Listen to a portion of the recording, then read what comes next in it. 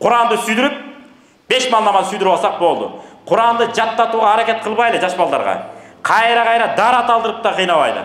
Себебі көңілі қалып қалады екен. Неге дарат алып отқанын білбейді. 7 жашар бала менен 5 жашар бала.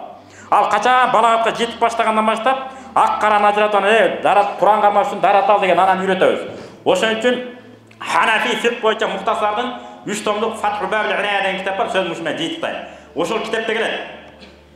Қайра жас баланы дарат ал деп дарат алдыра беру, сен Құран жаттабашың керек деген кезден алып барып атасың деген екен.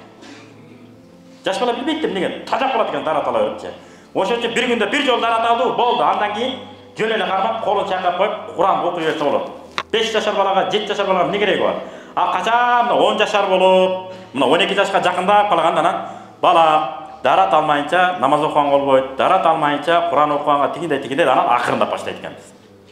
Ошого Кудай таалам баарыбызга сезимталдыкты, ар бир ишти кылганда шарият менен кылып. Менимче анан таквалыкка деген, таквалык да ошо шариаттын негизинде болуш керек. Ошо үчүн бир алым мырдаган экен, Талим Муталим китепте. Фасадун алимун кабирун мутахаттикун ва акбар минху жахил мутамассикун хума фитнатун фил аламина лиман фи динихима ятамассаку. Фасык алым, бузук алым негизи эле бузуку. Бирок андан дагы бузуку супер таква дейт. Жалпактын менен отурайчы. Берилген таква бар го, ушунчалык берилип ибадат кылган. Илим шарият илими нөл. Бирок таквалык укмуш. 7 баласы мага көтөрүлүп кетейин, намаз окуган. Шунчалык. Анын намазында намаз жок да. Шунчалык. Сиздин намазыңыз эптеп жасалма, сүрөтүн эле карап атасыз. Анын намазы намаз. Ошончолук берилип, шундай жай-жайда дарат алганда да шундай башкача дарат алат, шундай кетирипчи. Мына ошондой образга кирип алган таква эгер илими жок болсо, ал фасык алымдан дагы бузуку дейт. Кимде ким ушу экөөнүн тең элчисе дейт. Бузук алым десеңиз адашасыз. Жана билими жок супер таква десеңиз дагы адашасыз. Ошон үчүн Кудайдан корккан таква алым, бирок Кудайдан корккан таква алым дейт.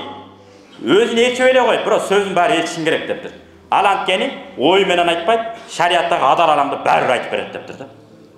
Оны Алла Таала эки күнө жүзүбүздү жараткылса, ар кандай жаман адашуулардан, жаман пикирлерден адамдардын эмес, учуп бараткан куштун, жерде жөрмөнүп бараткан кумурсканындагы жашоосун бузбаганга, аларды дагы аяр мамиле кылганга Кудай Таала эс берсин, ес тутум берсин, баам парасат берсин.